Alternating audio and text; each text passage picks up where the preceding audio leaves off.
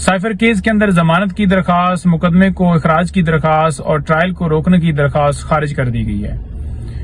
لیکن دوسری طرف ٹرائل کورٹ کے اندر جو ٹرائل ہے وہ اسی طرح تیزی سے چل رہا ہے جیسے توشہ خانہ کیس جو ہے جج ہمایوں دلال صاحب کے پاس تیزی سے چلا تھا اور گواہوں کو موقع بھی نہیں دیا گیا تھا، اور عمران خان صاحب کے خلاف فیصلہ دے کر فوراً ایک غیر قانونی آرڈر کے ذریعے خان صاحب کو اریسٹ کیا گیا تھا۔ بات یہ ہے کہ 16 تاریخ سے یہ فیصلہ اسلام آباد ہائی کورٹ میں محفوظ ہے۔ ہم یہ کہہ رہے تھے کہ یہ ٹرائل چلنے کے قابل نہیں ہے، یہ مقدمہ چلنے کے قابل نہیں ہے، اور ضمانت کے اوپر فیصلہ پہلے نیچے نہیں دیا جاتا،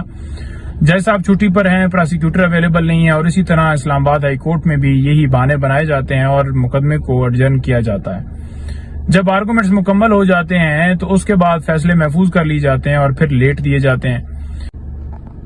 زبردستی عدالت کاپیاں دینا چاہتی ہے، حالانکہ کاپیاں وصول نہیں کرتے، اور عدالت آرڈر کے اندر لکھتی ہے کہ کاپیاں دے دی گئی ہیں اور انہوں نے سائن نہیں کیے، اور اگلی ڈیٹ کے اوپر تصور کیا جائے گا کہ انہوں نے سائن کر دیے ہیں۔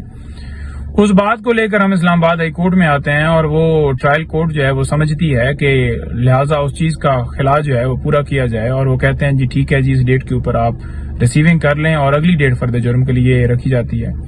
17 تاریخ سے لے کر 23 تاریخ تک 7 دن کا ٹائم کیسے پورا ہو سکتا ہے؟ حالانکہ قانونی طور پر یہ تقاضا ہے کہ فرد جرم لگانے کے لیے جب کاپیاں دی جائیں گی تو اس کے بعد 7 دن کا ٹائم دیا جائے گا، لیکن 7 دن کا ٹائم نہیں دیا گیا، اور 23 تاریخ کو فرد جرم اسی طرح سے زبردستی نافذ کرنے کے لیے ڈیٹ فکس کی گئی، اور عدالت میں جب 23 تاریخ کو پہنچے ہیں اور وہاں پر یہ کہا گیا ہے کہ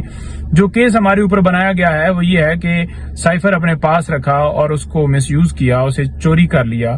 تو سائفر کو ریکارڈ کے اوپر ہونا چاہیے تھا کیونکہ آپ نے تو برآمد کرنا ہے۔ جب سائفر ریکارڈ کے اوپر نہیں ہے، منٹس آف میٹنگ موجود نہیں ہے، تو پھر ٹرائل جو ہے وہ کیسے آگے فرد جرم لگ سکتا ہے؟ اور یہ بھی ان سے صدا کی گئی کہ تمام کاپیاں جو ہیں وہ دی جائیں، اکیوز جو ہیں وہ وصول کریں، اور اس کے بعد وہ پڑھیں گے، اس کے بعد جو ہے ساری چیزیں جو ہیں ان کو پتہ چلیں گی کہ میرے اوپر یہ فرد جرم لگایا جائے گا، اور اتنی کیا جلدی ہے، ٹائم دیا جائے تاکہ مکمل طور پر سمجھ کے اگلی ڈیٹ کے اوپر وہ اس کا جواب دے سکیں اور آپ فرد جرم لگا دیجیے گا۔ لیکن ایسا نہیں کیا گیا، اور یہ کہا گیا کہ نو، فرد جرم جو ہے آج ہی آپ پہ لگایا جائے گا، اور زبردستی لگا دی گیا۔ مختلف درخواستیں دی جاتی ہیں، 265D 265C ایڈجرنمنٹ کی، کوئی درخواست قبول نہیں کی جاتی، تمام درخواستیں واپس کر دی جاتی ہیں۔ پھر اس کے بعد جو ڈیٹ رکھی جاتی ہے وہ رکھی جاتی ہے کہ گواہوں کو طلب کیا جا رہا ہے 27 کو۔ آج 5 گواہ جو ہیں وہاں پر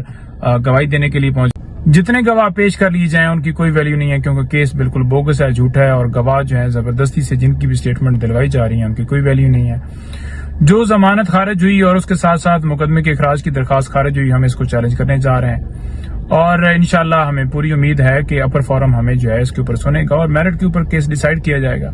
ابھی تک کا معاملہ یہ ہے کہ عمران خان صاحب کو کسی طرح سے انصاف نہیں دیا جا رہا، اور دوسری طرف اگر دیکھا جائے تو 420 سیکنڈ کے اندر ضمانت دے دی جاتی ہے۔ Thank you.